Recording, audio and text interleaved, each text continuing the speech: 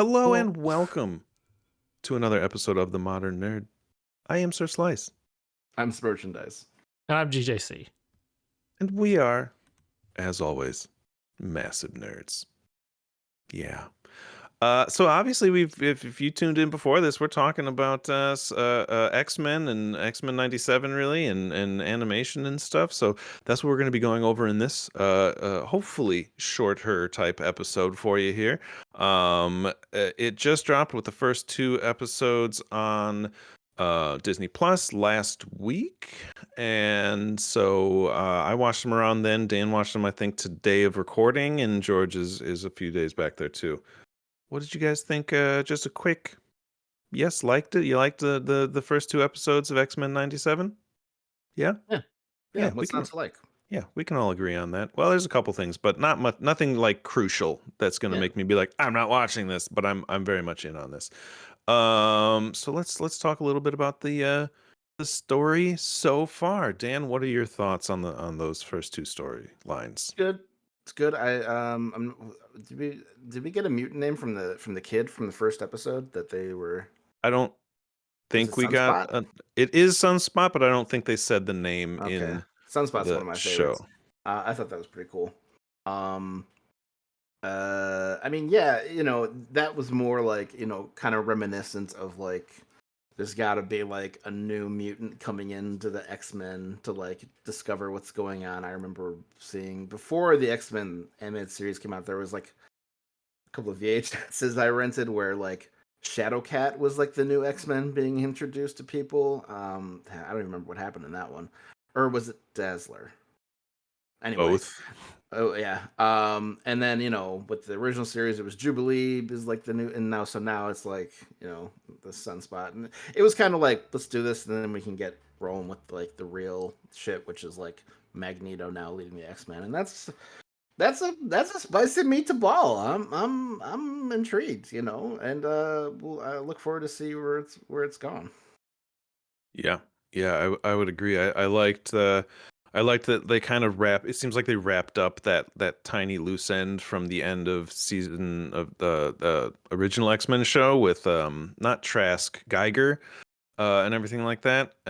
With that awesome scene that we'll talk about in a minute. But yeah, I like that they kind of did that where, and they even like a nice little like nod to it when Jubilee was like, "Yeah, I remember once when I was, the new person and they found me in the mall." And I'm like, "Yeah, all right. They've done their research. They've seen the show. They know what's up." And so it was nice.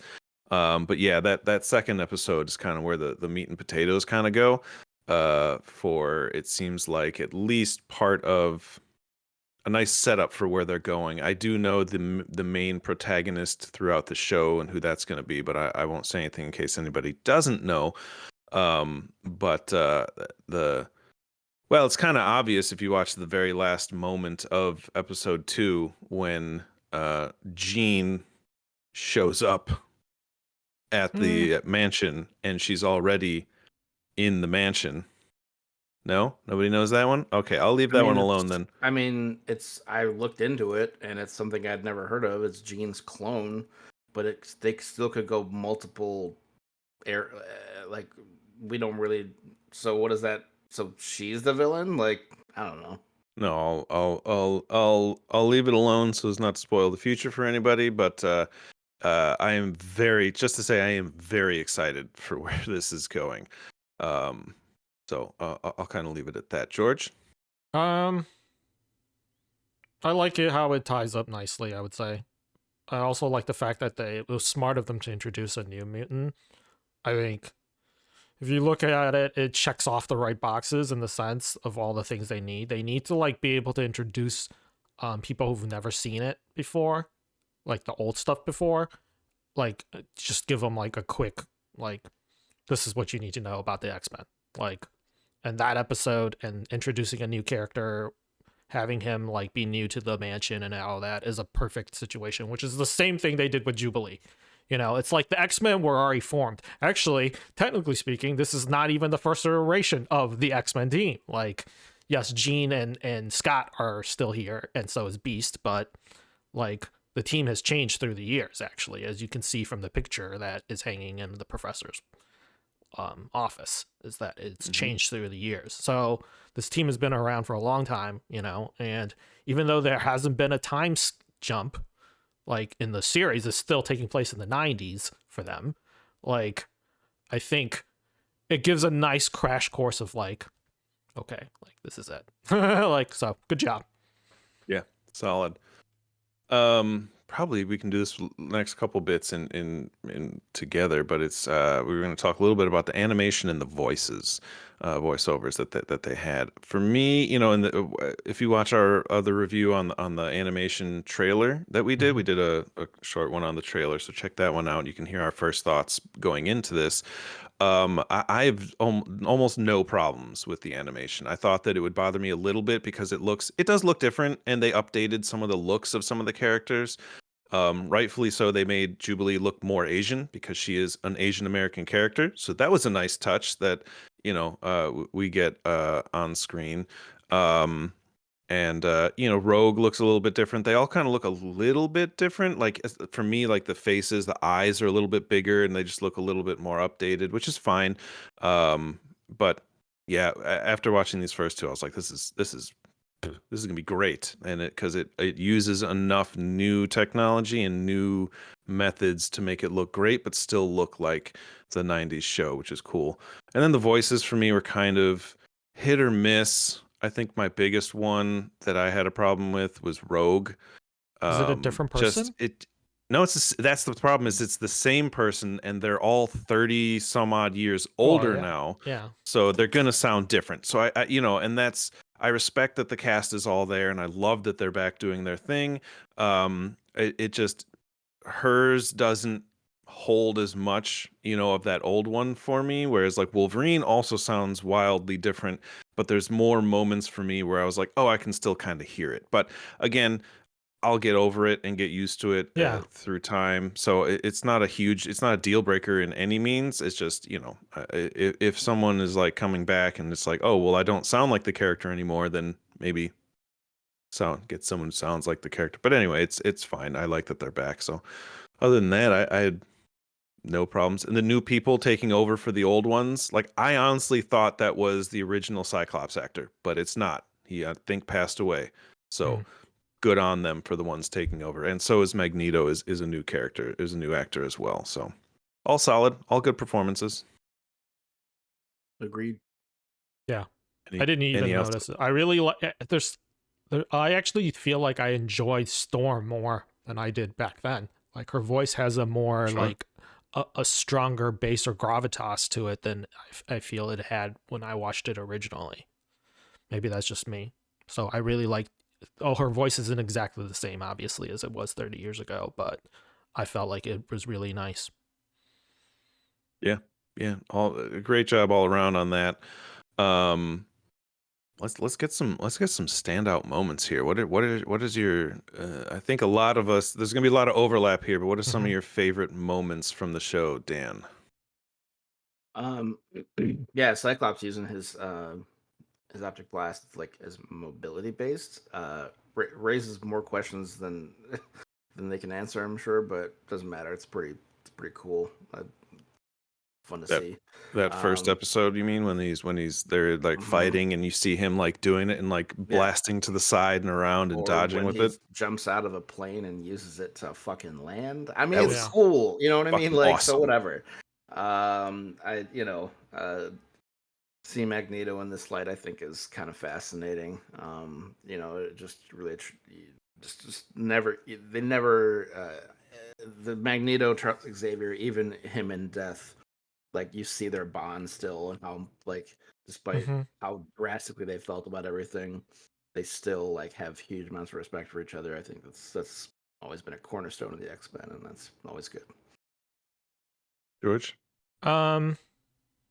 Mine, of course, is the same moment. Pretty much, it's that first drop in. It's like the sheer panic because of like, oh, I'm inside a plane, and then suddenly it's crashing. Like everyone's felt that quick, like, you know, jolt of thought, you know, when they're on a plane, and it's like that sheer panic, and you think about yourself being in that moment and panicking, and like how the team just so calmly like it's like doing it by the numbers. It's like this is just Tuesday. Like it's like they're like, this is just Tuesday. Like, let's go, and it's like, I had to rewind so many times and caught so many different, I've watched it over and over again, that moment, and caught so many different things, like how instantly, like, and effortlessly Morph just turns into Angel. Like, he didn't even think about it. He's just like, boom, let's go. Like, I'm gonna grab Wolverine, and like, I'm gonna make sure my best friend gets a landing. Like, and then like you saw that quick little nod from Storm and Rogue, and they just went to work. Like, this is just another day in the danger room. Like,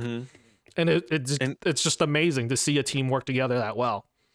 Yeah, and they're all just falling, and it's just everyone's, and Cyclops alone is just so cool and just calm during that moment, and he's just as like, good job, team, and like they're all plummeting to their death, and I'm like, what? Good job, team. And then they all like react, and I'm like, oh, there it is. Okay, cool. Yeah. So that was, that moment was, I've seen that moment alone like repeated on the internet so many times. It's pretty awesome and pretty epic. Awesome, So I love rewatching all that. Another thing that stood out to me, and I'm glad they're doing it, and I hope they do it more. They dive more into the situation is in that second episode when Storm gets her powers removed, taken away from her, and then it's revealed that it's permanent, and I'm going to put that in quotes because literally nothing in comic book or superheroes is permanent, but who knows. I do remember those this storyline in the comics, and it was like super heavy and super deep, and it like took this crazy toll, and it got like, like it really kind of touched on like these topics of loss and stuff like that. So I do hope and believe that they probably will do more with it than just her like leaving a note and leaving. So hopefully, we get a little bit more of an emotional ride and journey with Storm and everything, which I'm assuming we do. But that was a pretty big moment for me that they're touching on that, and they're going to move it forward. So